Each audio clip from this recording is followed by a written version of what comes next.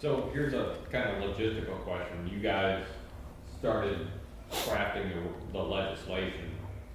And I guess you're still in the midst of doing that for the second piece of legislation. Where did you source that? Did you have like best practice legislation from other parts of the country? How did that kind of nuts and bolts process work? For what part? All of it? Yeah, I mean, how'd you get the prevailing wage legislation? The unions have lawyers on staff. That's They bring researchers and lawyers, and I did a lot of the research, and we looked around the country at any kind of particular, relevant legislation. And we actually created something here that doesn't exist anywhere else. But we didn't say that while we were doing it. We actually so that happens everywhere. Right, yeah, it's all over the place. All over the place. But there are similar kinds of laws, but nothing exactly nothing that attaches to city economic development dollars, this prevailing wage standard. That's great. And then the diesel emission legislation, Clean Water Action, that's been an issue that we've worked very closely with GASP for years on. And we're part of this national network called the Clean Air Task Force.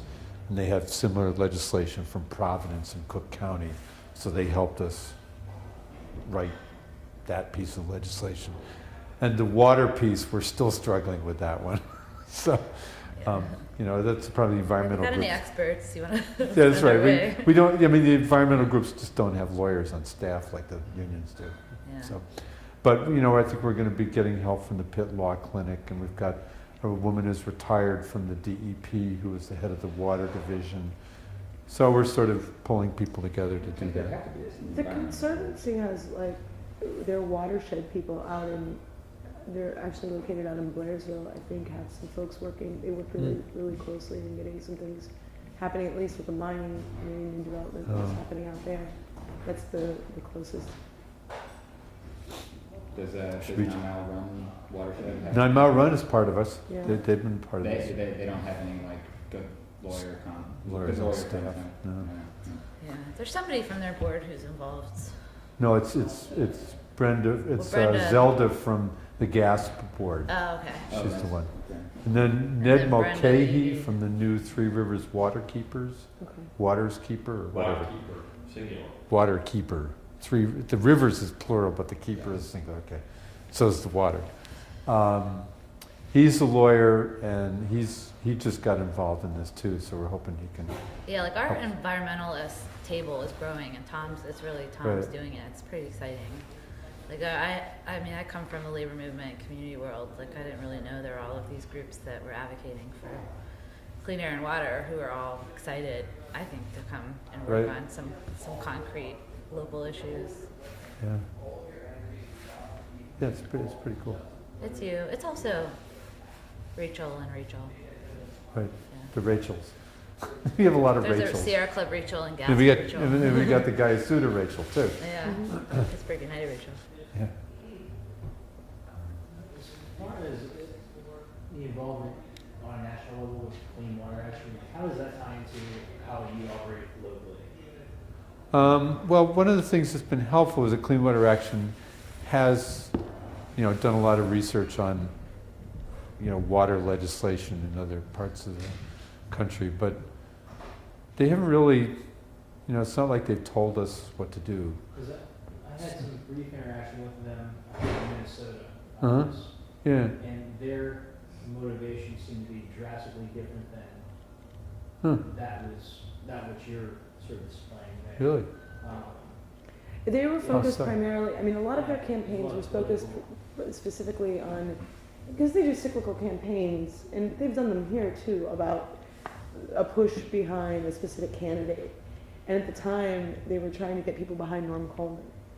Behind who? Norm Coleman, the non Al Franken candidate. Oh, okay. Yeah, and it was That's interesting. predominantly because he had his hands in the DNR there, and they're sort of from a conservation standpoint, but that's who they were putting their money behind.